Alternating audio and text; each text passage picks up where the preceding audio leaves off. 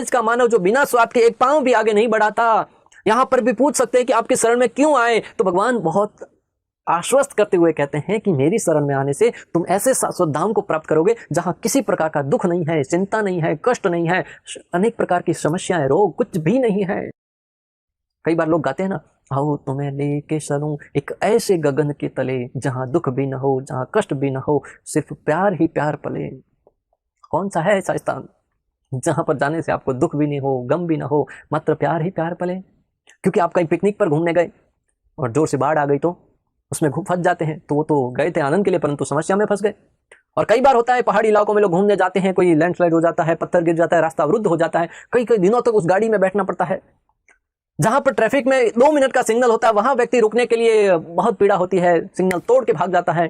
तो फिर उस पहाड़ी इलाके में जहां न खाने की कुछ व्यवस्था है, न कुछ रहने की व्यवस्था है, दिनों दिनों तक ठहरना पड़े, कितना कष्ट होता होगा। गए थे आनंद के लिए परंतु वो तो सजा दे गया। फिर कौन सा है ऐसा स्थान जहां जाकर व्यक्ति को दुख भी ना हो, गम भी ना हो, सिर्फ प्यार ही प्यार पले?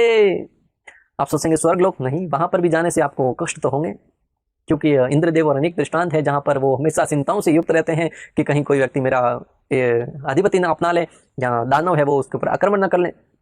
फिर ब्रह्मलोक को भगवान कहते हैं आप ब्रह्म भुवनाथ लोका पुनरावर्ती नो अर्जुन मामुपत्यत। भगवान कहते हैं कि ब्रह्मलोक तक भी चले जाओ, फिर भी पुनरावर्ती के चक्कर में जैसे आपके पुण्य क्षीण होंगे इस धराधाम पर आना पड़ेगा। तो फिर ऐसा कौन सा स्थान है, आप ही बता दो ना प्रभु। तो भगवान कहते हैं मामुपेत्य तो कौन थे, या पुनर्जन्म न विद्यते, मेरा गोलोक धाम है ना, वहां आ जाओ। वहां जाकर किसी को पुनरावर्ती नो अर्जुन पुनः नहीं आना पड़ेगा इस धराधाम पर, वहां पर प्यार ही प्यार पले।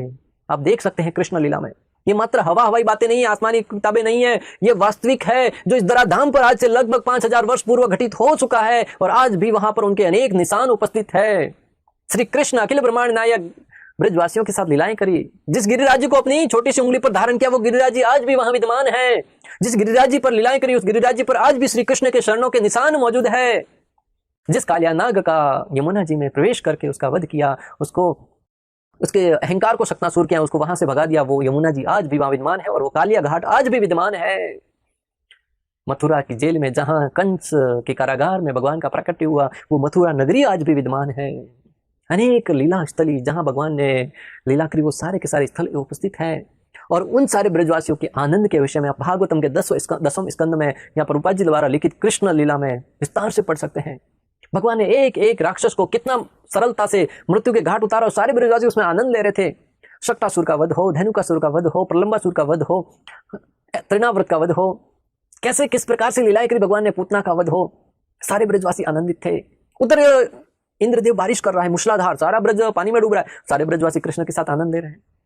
तो हुआ ना ये स्थान जहां पर सिर्फ प्यार ही प्यार बले।